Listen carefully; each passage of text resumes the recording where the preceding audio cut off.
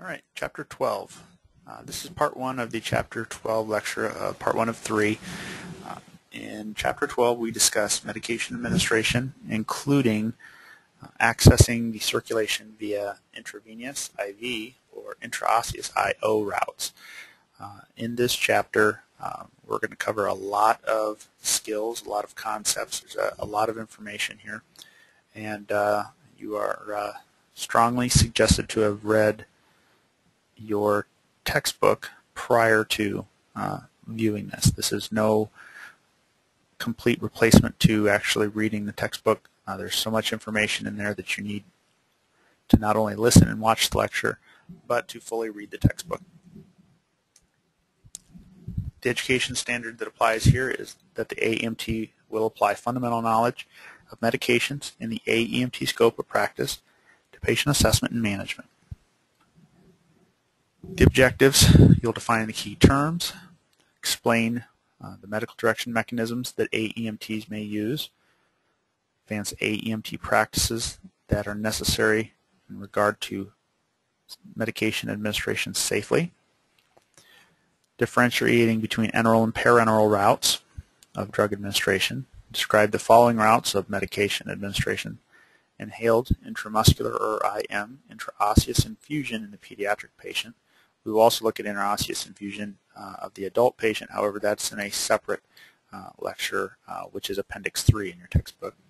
Intravenous bolus or IV will describe each of the following routes of medication, such as intravenous infusion, which is constant intravenous flow, oral or the PO route, subcutaneous or sub-Q, also sometimes abbreviated SC or SQ, and then the sublingual route, which is abbreviated SL.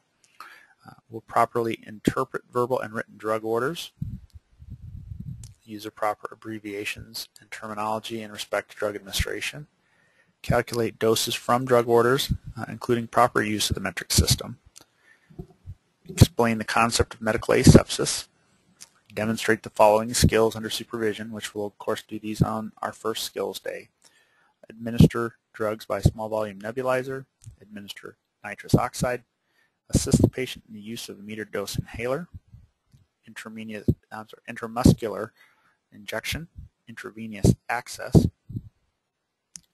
intravenous and intraosseous fluid administration, intravenous medication bolus, oral medication administration, pediatric intraosseous access, subcutaneous injection, sublingual medication administration, the use of auto-injector devices. So obviously we have a lot of stuff to cover in this. So there's numerous resources that are located in the course page. I suggest that you take advantage of many of those as possible. So an introduction to this chapter. Administered correctly, medications really can make a significant difference in our outcome, particularly those that have been applied to the AEMT scope of practice. When they were trying to decide scope of practice, they looked at a lot of these medications and said, okay, what is a high benefit, low risk medication? Basically saying this medication is safer in most cases to give correctly than it is if it's given incorrectly. So they decided that many of these medications, if we do nothing, the patient stands to have a very negative outcome. But if we do something, and if we do it maybe not quite correctly, in most cases we're probably not going to have a severe outcome. So administered incorrectly, they can cause harm, including death. All medications, oxygen included, have side effects. Known indications and contraindications of a drug and its aspects of its drug profile, you'll find in your course page a drug reference that covers the AEMT drugs and some other drugs that you may come into contact with from time to time. And it's good to also have some reference materials at your disposal so you can look up drugs, because occasionally you're going to run across drugs you don't know. And then you also need to know how to interpret medication orders. Sometimes things get a little confusing when you're looking at a medication order, and it's important that you're able to sort it all out and sit down and say, okay, here's really what we're trying to get out of this administration, out of this medication. And here's the therapeutics of it that we're really looking for. We also need to be able to fully understand the advantages and disadvantages of certain routes of medication administration. Some medications really take effect quickly when given via the IV route. One of the paramedic medications given, if it does not, from the moment it hits the bloodstream, doesn't hit the heart within about 10 seconds, the medication loses its efficacy. So it's not able to even to be used. So it's important that we use fast routes in those cases. In other medications, we don't want them to get to the heart quite as quickly. We want the body to have some time to do something with it and start to metabolize it. And so we use slower medication routes like sub-Q, or we would even slower than that would be dermal, absorbed through the skin, on which you sometimes see patients with patches, like for pain patches and nitro patches, and those are very slow release meds. And then proper techniques and equipment. The equipment is so different from place to place. You need to really understand what you have. We're going to show you in class or in lab several different types of medication packaging as well as equipment. However, when you get out to a site, whether to do clinical or field, you need to understand what they have, as well as on your own service when you start to practice. Fully understand, okay, this is how we do this, this is how our IV tubing works, or these are how our safety syringes or safety IV needles are. You have to fully understand that. You should not go running in blind with a piece of equipment to take care of a patient and have to crack open the package and go, oh no, where are the instructions? You also need to be able to calculate drug doses. This probably does not excite a lot of people, but yes, there is math involved, and it is really, it's very minor algebra is what we're going to be doing. So hopefully that doesn't cause anybody to go screaming from their computer, but it's not difficult, but it does take a little bit to get the knack down. You just have to learn where to put what, and we'll teach you how to do that. You need to be able to select the correct medication. We don't always have medications that simply there's one box that has that name on it. There's, in the paramedic drug bag, you have two different types of epinephrine. It's the same drug, it's just a different concentration. Dextrose in the AEMT bag, you may have D5, D10, D25, and D50. So you have a lot of potentially confusing or similar names like dextrose and glucagon. They both kind of give you the idea that something has to do with glucose, sugar, or something like that. They're close, they're used similarly, but not the same. Prepare the medication. Sometimes the medication is very easy for us to give. We crack open a box, we screw together a syringe, and bam, there we go. Sometimes we have to break off a glass cap off the top of a glass bottle, and we have to do that safely. We have to use a specific needle to get the medication, draw it up, make sure that it's appropriate, change the needle before we administer it. So there's sometimes some work to be done before giving a medication. And then, of course, we have to adhere to the principles of safe administration. If we don't give the drug safely, we run the risk of introducing pathogens to their body. We run the risk of severe harm coming to them in other ways. Maybe it's physical as opposed to an infection. So in most of your chapters, you will see think about a question very early in this lecture. And that think about it usually pertains to the case study that's on really the first page of the chapter. So in this case, the one that's on page 284. And it refers to really the same questions that they list at the bottom there. So we're going to skip over those, and those are ones that you yourself should be asking yourself and then answering. And if you don't know at the time, hopefully by the end of the chapter you will. All right, so let's get started on some principles of safe medication administration. So knowledge of anatomy, physiology, pathophysiology, and pharmacology, of course, is very important. Anatomy is the study of the structure of a body. And of course, in this case, we're talking human structure. Physiology, on the other hand, is the study of the function of that person's body. So in this case, human physiology. So the anatomy might be talking about the bones and the muscles, and the physiology then refers to how does the muscles work with the bones to move them. Pathophysiology is the study of how a disease processes and how it affects the body. So how that disease goes from maybe the early stage to the late stage. And then pharmacology is the study of how the medications or drugs affect the body, and in many cases specifically related to a certain pathophysiology. Skills are of course important. We have to be able to take a history, do an assessment, and clinical reasoning. That clinical reasoning helps us make a judgment call. It's not really, we're not really on cookbook medicine. Sometimes we really have to make that judgment call, because if we simply say we give nitro to patients with chest pain, by rights that means the next person you go to that gets punched in the chest and now has a broken rib should get nitroglycerin. But in reality, we know, hey, you didn't have chest pain before, you got a traumatic injury to your chest, and now you have a soft sore spot on your chest. Probably in reality, you actually have a broken rib, as opposed to, well, you have chest pain, that means you're having a heart attack, you have to have the nitro. So clinical reasoning has to come into play. History taking and assessment, these are the most important tools in your toolbox. You already know how to do one at the basic level. You know how to take basic histories and do physical exams. We're going to expound upon that a little bit later in the course.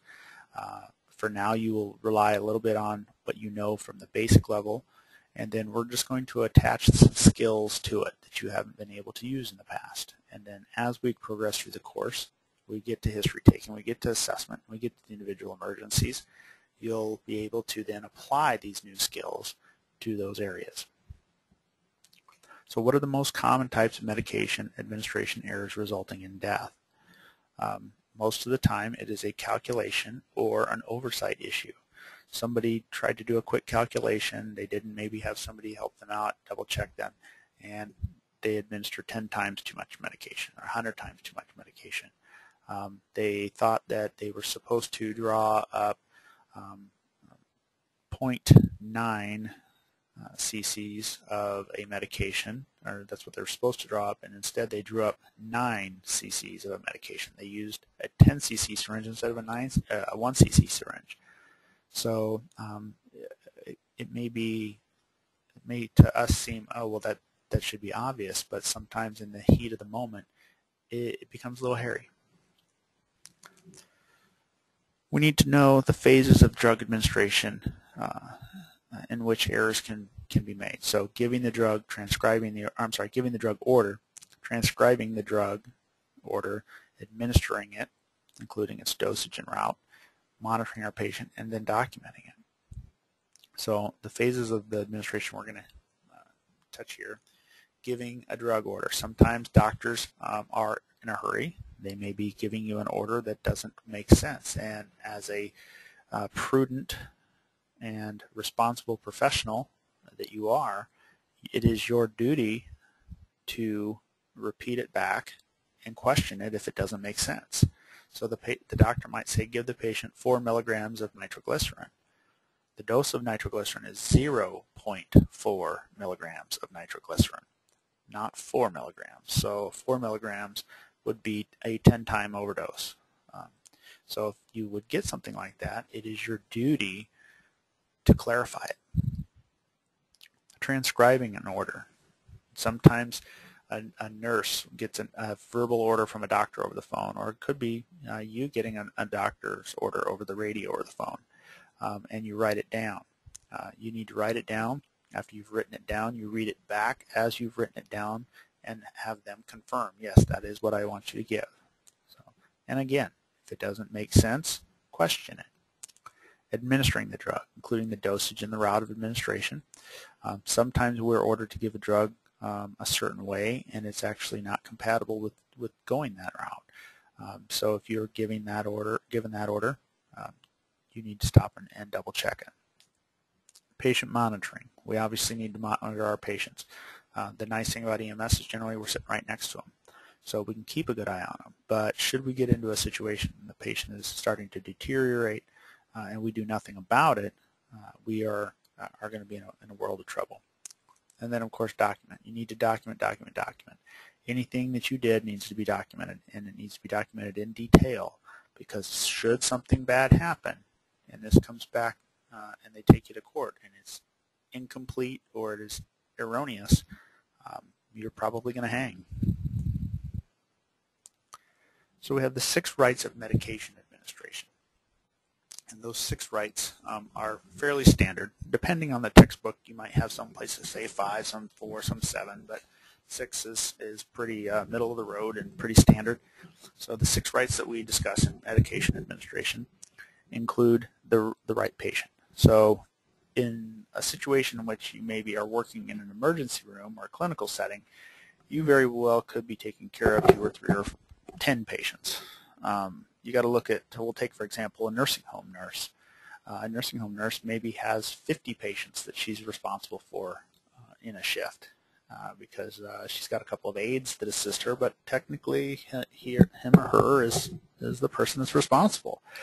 So you got to double check. If you are working in these settings and there's question, you've got to double check. You got to clarify. So there may be an order to give Bill Jones 50 milliliters of dextrose 50%, and you go walking into the room and it's a gal, or maybe it's another guy.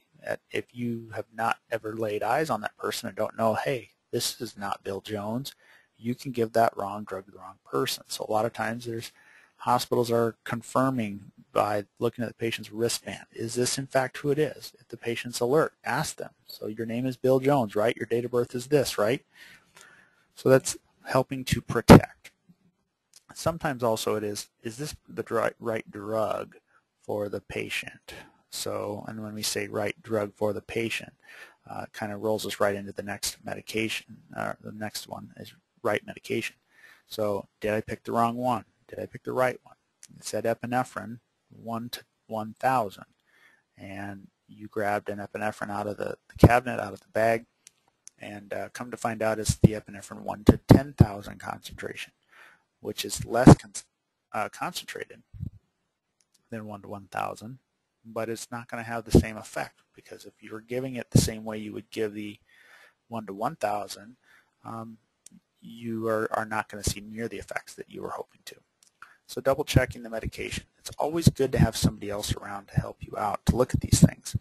So look at those different boxes and vials, and sometimes the box is not right. Sometimes the wrong vial got put in the box. So when you're selecting medications, before you prepare, and then as you're ready to give the medication, you should be double, triple, quadruple checking. And if you set that sucker down, you draw it up in a syringe, you set the sucker down, you take your eye off of it, you are running a risk there. Now granted, there's probably not any other drug drawn up, but you don't know with 100% certainty that that is in fact what you had in your hand a moment ago. Oops. The right dose. So looking at the right dose, carefully calculate the drug dosage, and then double check them. So if you're not good at math, triple check them. Have somebody else check them. A lot of times you'll have kind of a gut feeling, boy, that doesn't seem right, and if you get that gut feeling, you should double, triple, quadruple check it. Make sure that you're given the right dose. Underdosing is a problem. Overdosing is a severe problem. So we have the potential for some very, very negative side effects. Is it the right route?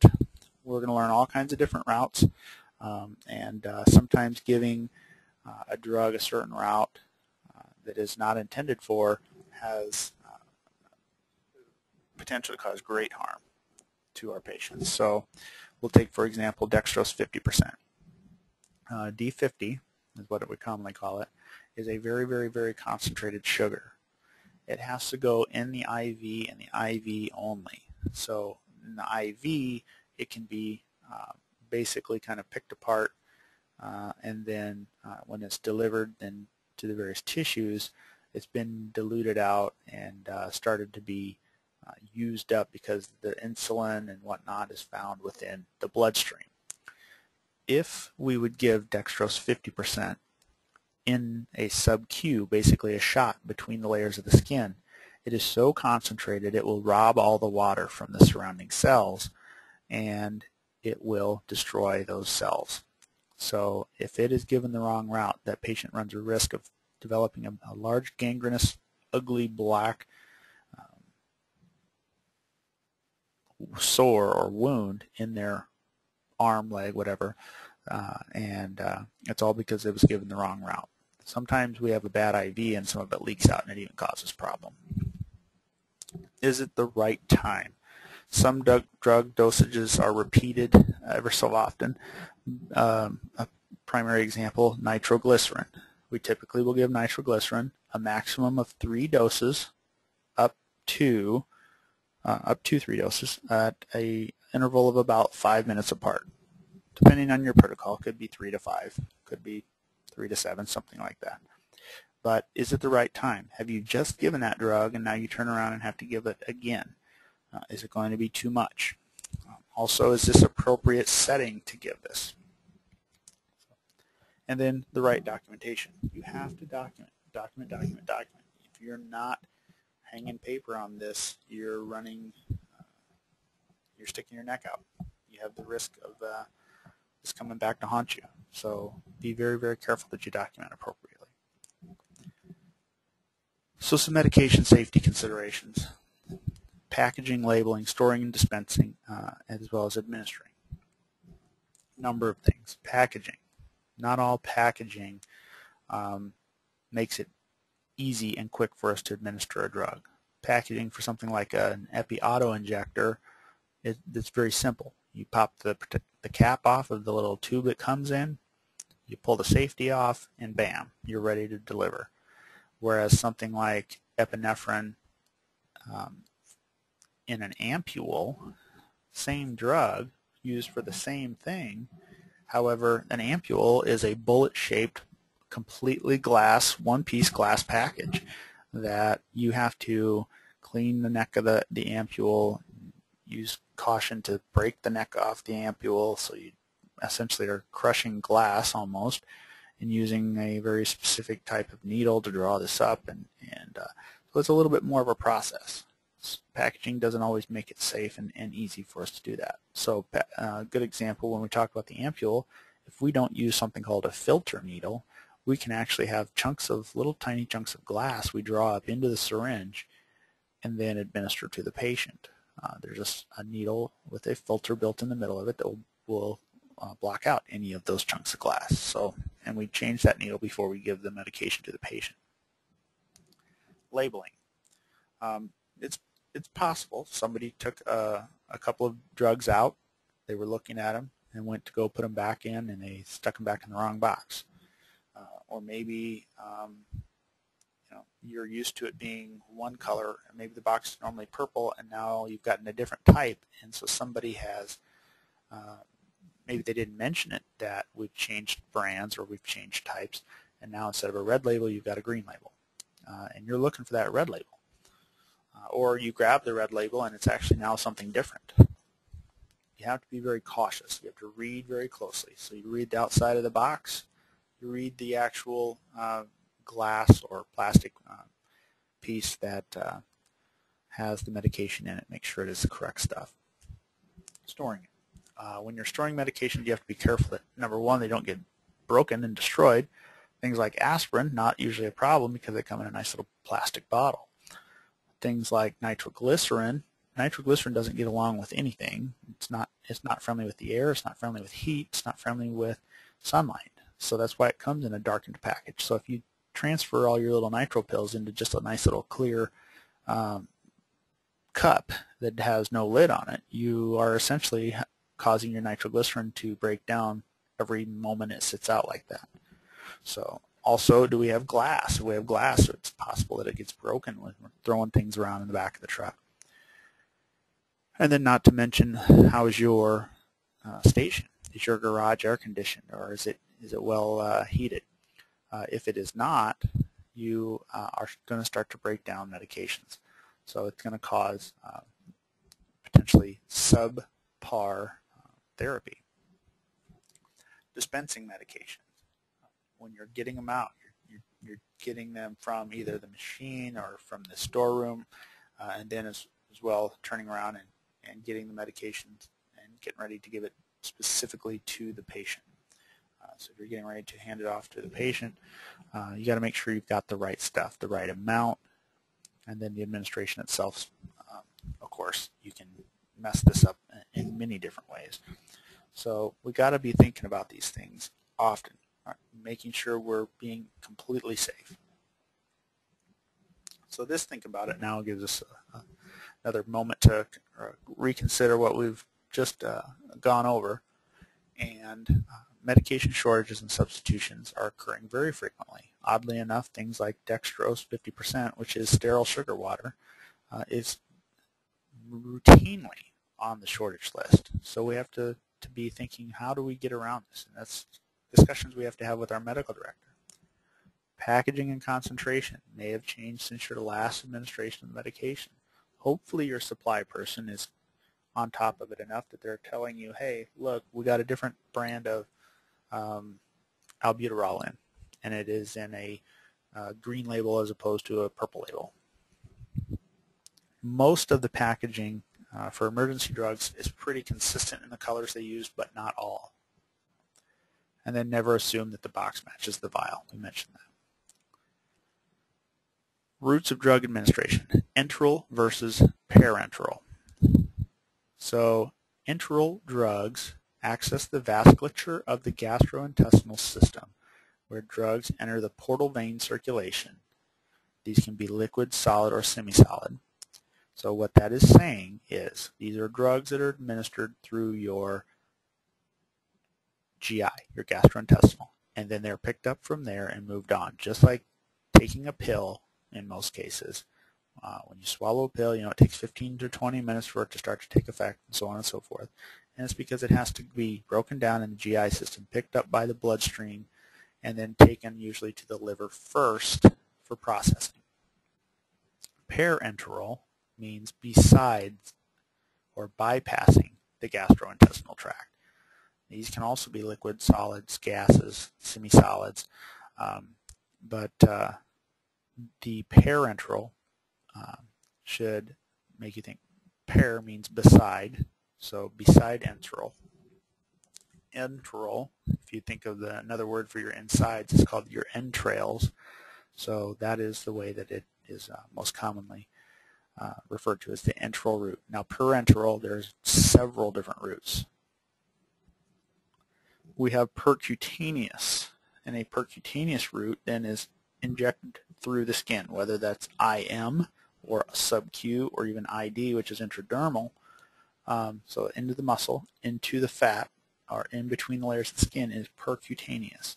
So it has to go basically be puncturing the skin to get in there. Of course, enteral is by mouth or swallowed, so it's PO, per os, which is Latin, or PR, per rectum. We rarely give any rectal drugs in EMS. We kind of save it as a backup route if all else fails and it's an emergency, but those are the two major enteral routes. An additional parenteral route would be sublingual. This is absorbed into the systemic circulation, bypassing the hepatic portal system directly under your tongue. So nitroglycerin is our major example that we use when we're talking about sublingual. There are other drugs, but sublingual, and it's usually fairly quick. We may also talk about the buccal, buccal or buccal. Some people call it buccal, but buccal or buccal is through the cheek, the lining of the cheek. So it's very similar. Enterally administered drugs travel through the hepatic portal system to the liver before entering systemic circulation. So the liver has to process it first. So slower onset, usually it's also slower acting drugs, as opposed to something quick and emergent, typically needs to be given parenterally so it gets in and takes effect. So here's a chart basically off of 287 in your text that gives you some more information on enteral and parenteral routes. So we have on this page. It talks about the PO medications, the sublingual medications. And then we have some parenteral routes here. So the parenteral routes include inhalation, subcutaneous injection, intramuscular injection, intravenous bolus, intravenous infusion, and in pediatric and adult patients, intraosseous administration. So these are other ways in which we can have the medication get into the system quickly and start to take effect. So inhalation is obviously inhaled into the lungs and is picked up from the lungs. Subcutaneous is a needle injecting it directly between the fat layer and the skin. Intramuscular is a needle injecting it directly into a muscle. Intravenous bolus is when we take and inject through an IV, inject a medication directly into the bloodstream. Intravenous infusion is when we start a medication in a bag and that bag continuously gives them a dose over time. Whereas the bolus was a one-time, one stop, one quick shot, you're there.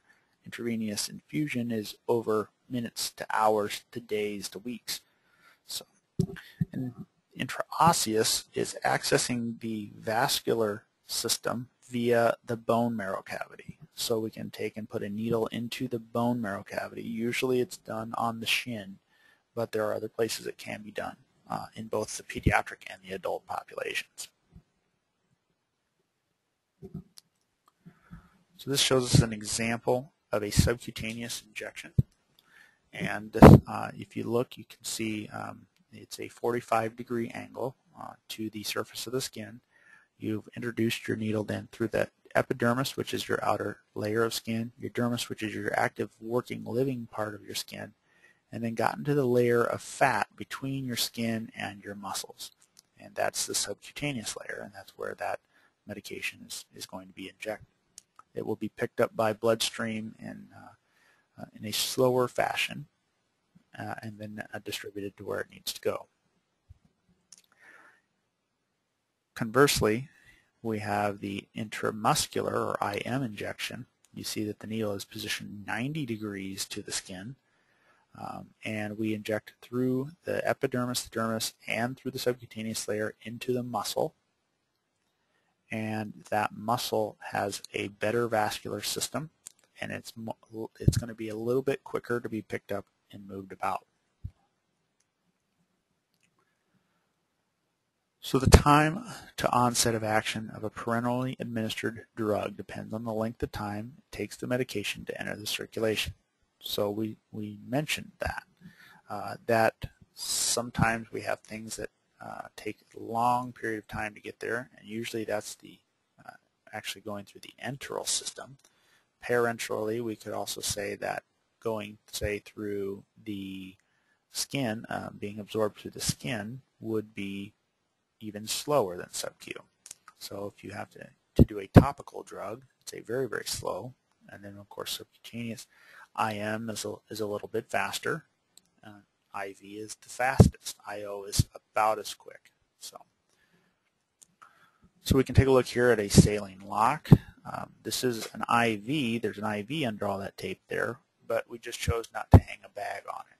So the bag would administer a constant amount of fluid. This one, there's saline or fluid in the tubing, but it's not a constant flow. And then intraosseous, this is showing you that that needle has been placed into the bone marrow cavity, gone through the outside of the bone into the center of it, and they're administering a medication then directly into there. A lot of times there is a bag of fluid hanging for this. So intravenous drugs, these liquids are injected and infused directly into the venous system, whether it's through a saline lock, through a bag of IV fluid. Maybe we just shoot it in through a little port, and it has a very rapid onset. IO, like I mentioned, it's into the medullary cavity of the bone, almost, if not just as quick as IV. We can also talk about drugs of inhalation. So inhaled drugs, like I said, get sucked into the lungs, absorbed by the capillaries of the alveoli. A lot of times these are gases or an aerosolized liquid or powder, and they absorb very quickly because there's a huge blood supply and very, very thin tissues that pertain to the lungs. So in those cases, it's something that gets into the system and starts to take effect very, very quickly. So another think about a moment here. Oral administration of drugs utilize the hepatic portal system of the liver. The liver changes many drugs in the first pass metabolism before they enter the systemic circulation. And then following this metabolism, they then have their effect on their target tissues. So sometimes the way we give a drug, it's not even quote unquote ready to go do what it's supposed to do. It has to rely on the body to do something to it first, or to catalyze, be a catalyst, to make it more appropriate. While this isn't specifically an example of an enteral drug, I guess you could think about it as sugar, if we weren't giving them IV sugar, we actually had them eat something. It has to then go into the gut, has to be broken down a little bit, sucked up into the blood tissues there, and then it has to get coupled with something else. That something else, in this case, is insulin. And then the insulin actually helps it get into the cells and do its thing. So it's similar situation. So when we talk drug orders, advanced EMTs may only administer drugs on the order of a licensed physician providing medical direction. Sometimes medical direction has extended some of these orders and rights and privileges to other people, such as registered nurses or paramedics, to give drug orders. They may have given you standing orders, which are often called protocols. That's as a form of offline medical control. They may have given you written orders, say you're going to transport a patient from hospital A to hospital B. They may say, on the way, if something happens, do this. Or they may give you verbal orders over the phone or in person. So you cannot be a rogue AEMT that just wanders around the countryside with your bag of drugs, giving drugs to whoever you want to. It has to be under the direction of your physician medical director. If you receive a verbal order, repeat it back word for word to whoever gave it to you to make sure that you fully understand it. And it is, in fact, what they intended to tell you, because we all have had a situation in which our words have gotten twisted and they didn't come out quite right. And this is an attempt to try to prevent that. So document all pertinent information, how you carried out the order, any complications, the patient's response, good or bad, whether they had side effects or they just had the good effects. And then what are you ethically obligated to do regarding drug orders? Ethically, you have to make sure that this is, in fact, the right thing for this patient. So if you believe that this is not a good thing, it's not safe, it's not right, you should tactfully question that. You should tactfully say, are you sure we want to do this? And here's my concern, why? Because maybe they didn't fully understand the situation. So here we have another think about it. How would you feel if you, as a patient, were given the wrong medication? It sends a kind of a scary message. It sends a message in. Really? Is this person the most competent person to be doing this? How would you expect your healthcare provider to report it to you? Would you want to know? I think most people would want to know. And in most cases, people understand that there are occasionally mistakes that happen, and I think most people feel better fully understanding what's happened as opposed to knowing that they just tried to cover it up. And then how should you acknowledge a medication order? You should, of course, repeat it back word for word and verify it, that that is exactly what you want. So there's a good little conversation listed in your textbook on 289. On 289 there, it kind of walks you through a scenario where an advanced EMT is calling in for orders and a physician is giving orders. So I recommend you take a minute and look at that. I don't necessarily need to read that off to you. So complete drug order information. There's some minimal things that we have to have in order to appropriately give a drug. First of all, the drug name. Secondly, the drug concentration if applicable. Thirdly, the drug dosage. Fourth, the route of administration. And fifth, rate or frequency of repetition if applicable. Some drugs we give once and that's it. Some drugs you get multiple times. So the name of the drug. Preferably, we're going to use the name of the drug that is the generic name. We're going to talk about that a little bit more eventually here. But we have a drug name. A drug name generically would be what every company calls it. There is also a brand name to a drug, and the brand name is what one specific company calls it. So we'll take, for example, the common day item of a box of facial tissues. So facial tissues. So what people usually will call Kleenex is actually what only one company, Kimberly-Clark, calls their facial tissues, is Kleenex, because another company calls them puffs. So preferably we'll use the generic name. So epinephrine, nitroglycerin, albuterol. Now albuterol is an example of an emergency medication that has multiple brand names. Proventil, Ventolin, ProAir, and several others. But albuterol is on every drug package that is an albuterol med. You won't find Proventil on every albuterol package, though. Concentration. I've brought up epinephrine before. There's epinephrine in 1 to 1,000 and 1 to 10,000 concentrations. You, as an AEMT, can give the 1 to 1,000. You don't give the 1 to 10,000. And so if you're working in a service that has paramedics, you have to be cautious to make sure you get the right one. If your service only operates at an advanced EMT level, you probably don't have the other one, but you still have to pay attention to it.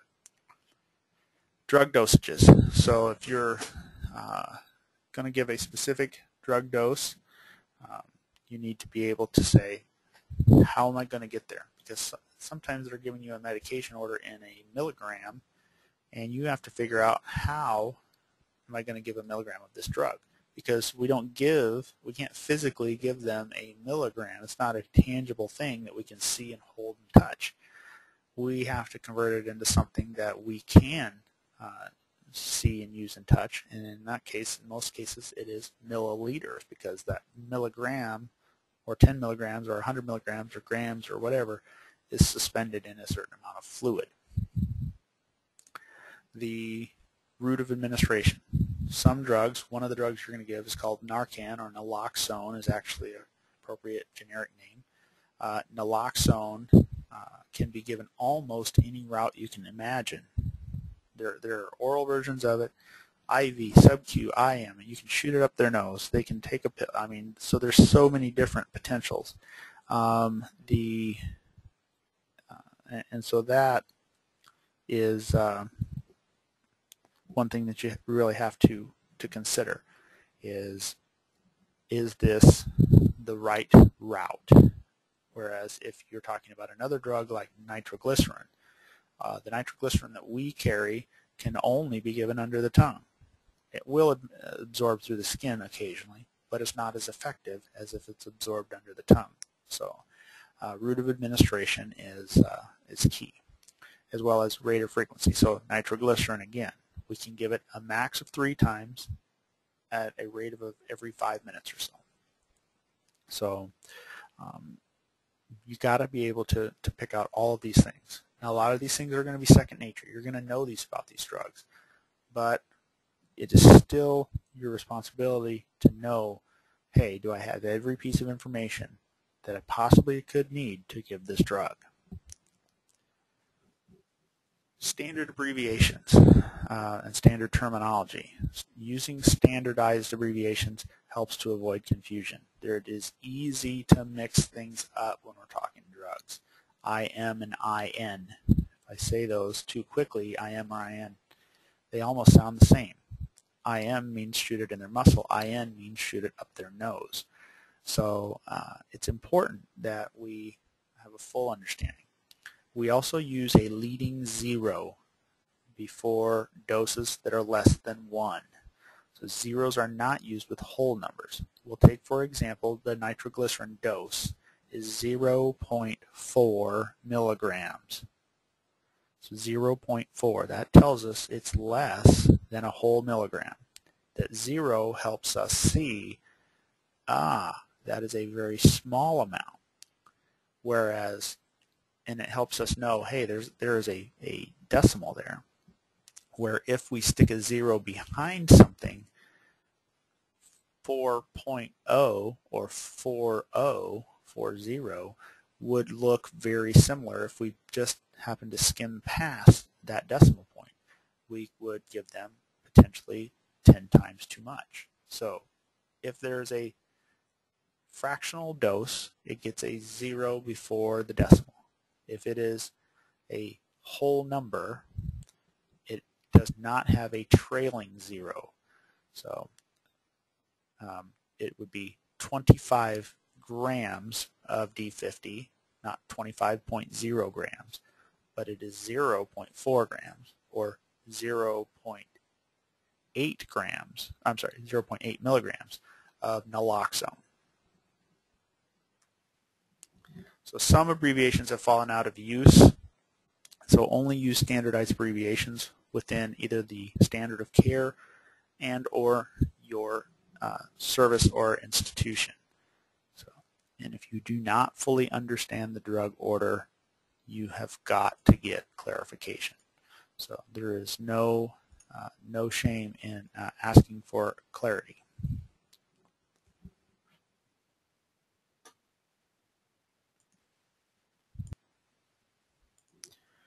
All right, so just a reminder of some of these common medication administration abbreviations. You've got a long list of these in your text on 290, but to point out a couple of the more common ones. An A, a lowercase a with a line over it, means before. A C with a line over it, lowercase c with a line over it, means with. D/C is discontinue. G by itself is a gram. GTT is drop, and GTTS is drops. So a lot of these come from Latin terms. Gute is drop. IM, intramuscular. IO, intraosseous.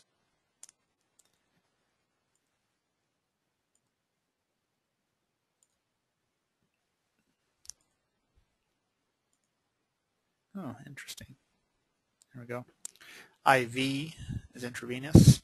IVP, intravenous push or a bolus. kg, kilogram. KVO and TKO. So KVO is keep vein open for giving an IV, and TKO is to keep open.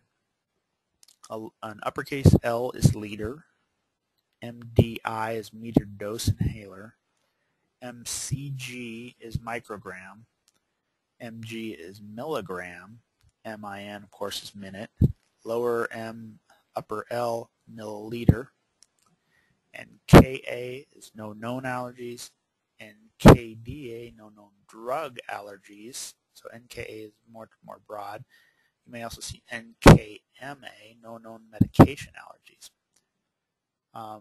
NTG is nitroglycerin. P with line over it after. PO is by mouth. PRN is as necessary or as needed. Q, and that Q actually should have a line over it, is every. Not always does have Q. RX is treatment. You've probably seen that on some different drugstores and whatnot. S with a line over it without. SQ, SC, sub-Q, sub-CUT, all different ways of doing subcutaneous. Stat is immediately, and then there's TKO again. So you can look those over. There are several others that eventually we will learn about, usually as we're kind of progressing through the chapters and the various emergencies. Okay, mathematical operations are required to convert drug orders to units in which the drug will be administered.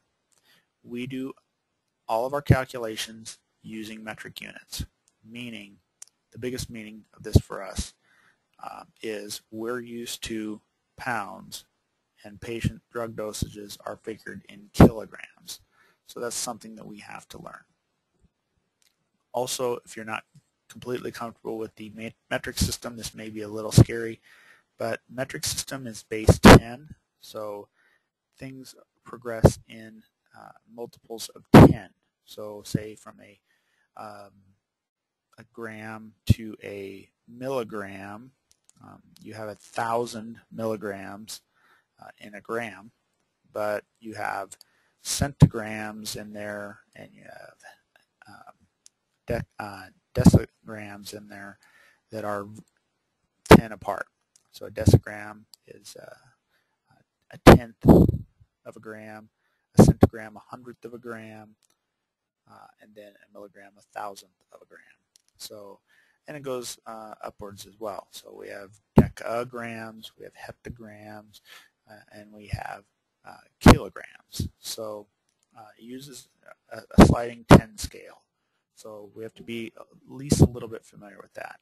There's another presentation that it will be in the course page as well that works a little bit more to talk a bit more about some of these concepts as well.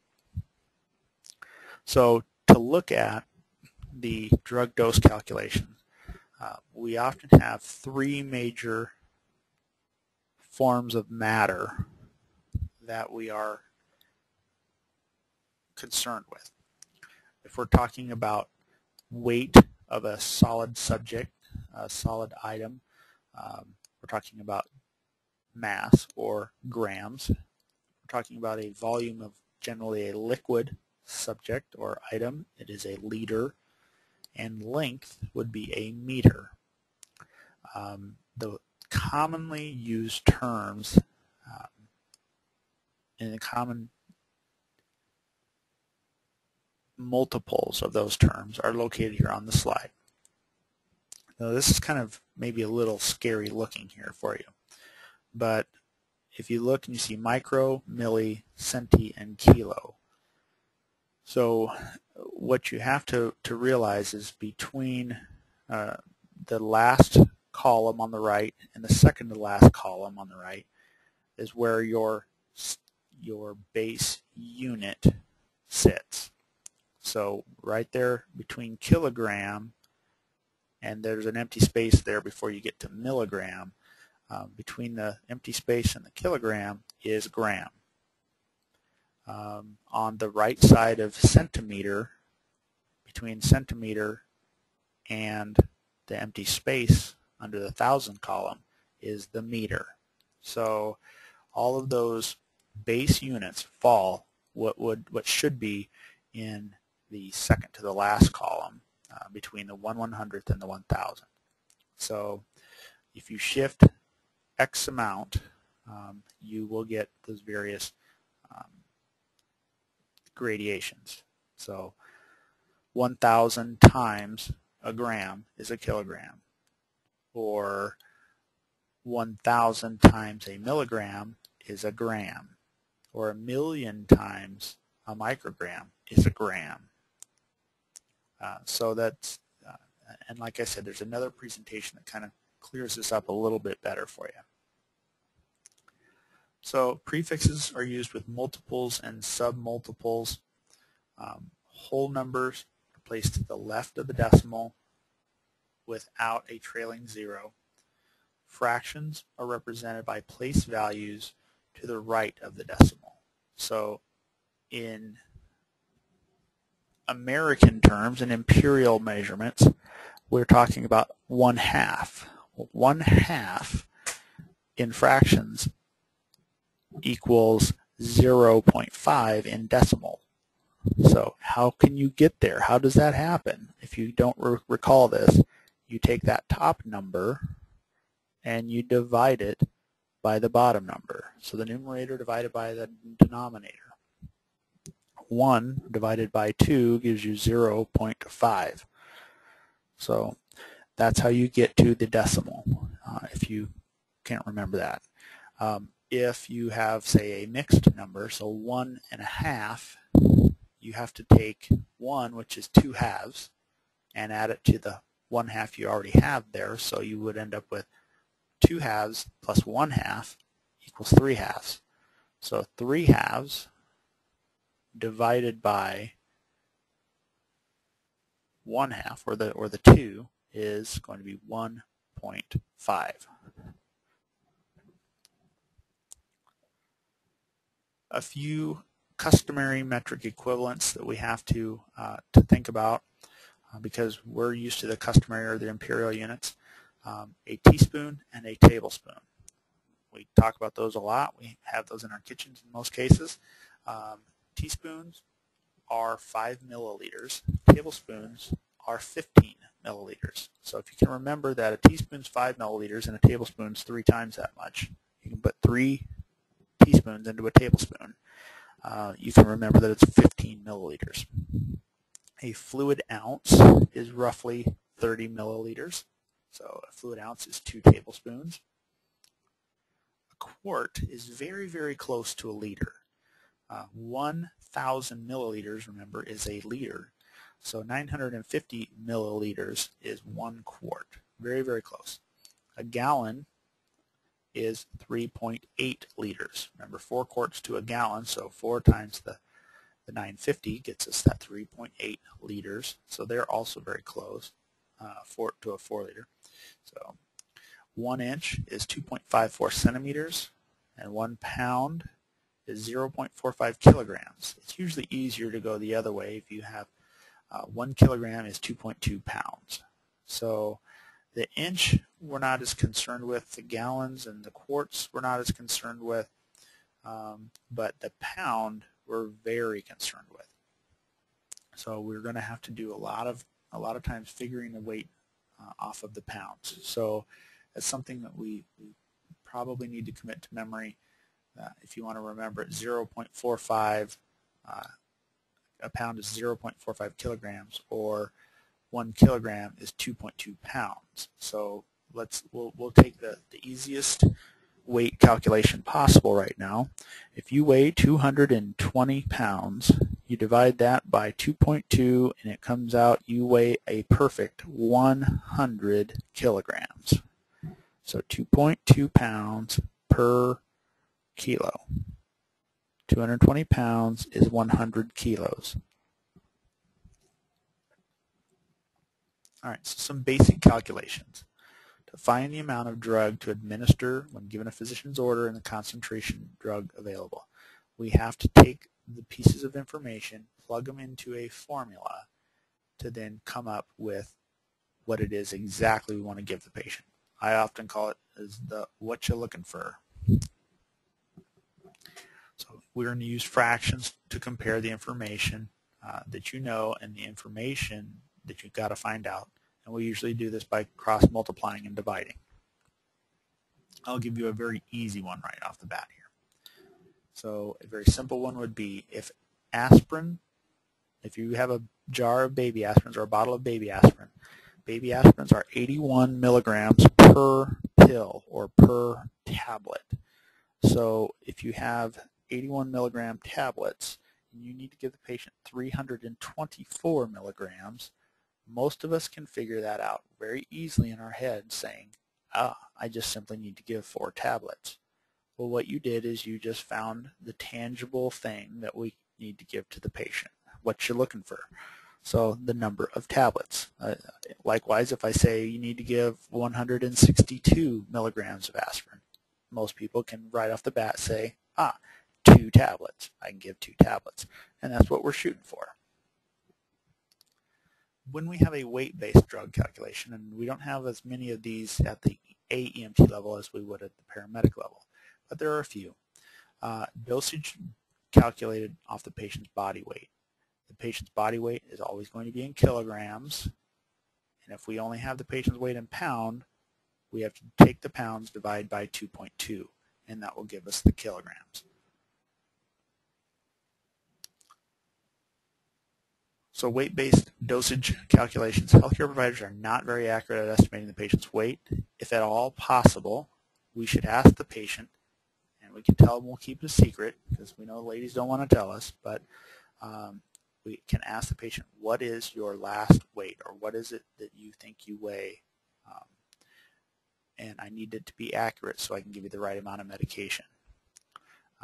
Also, in the pediatric population, sometimes we use a length-based resuscitation tape, and if the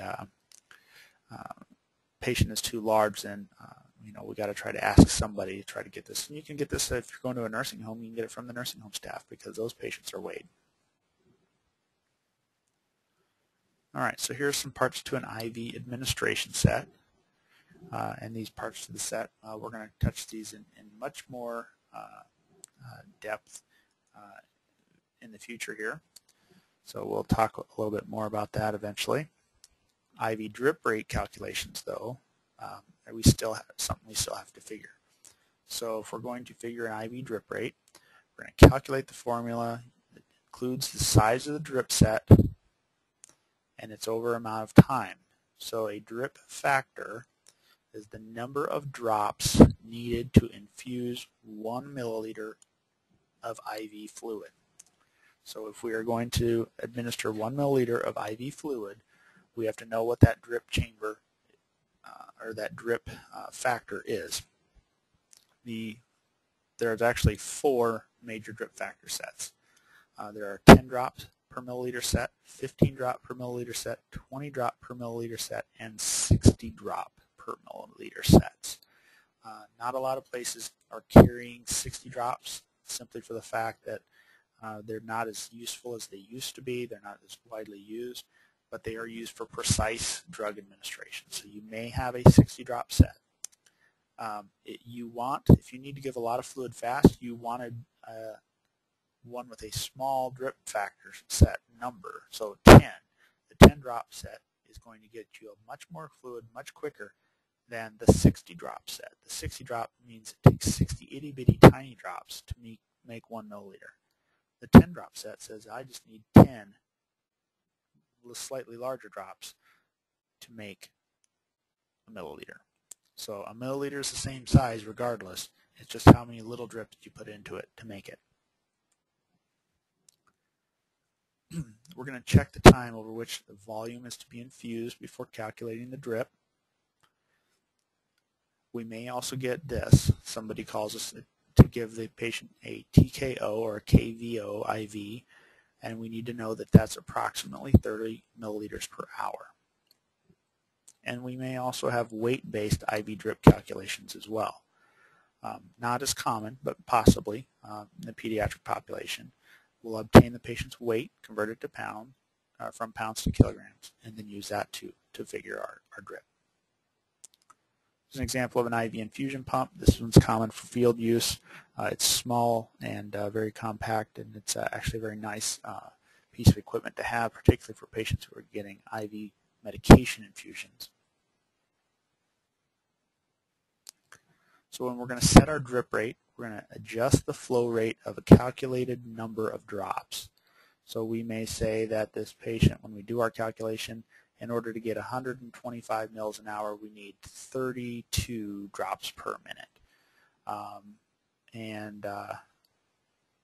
If that's the case, then we have to adjust the roller clamp.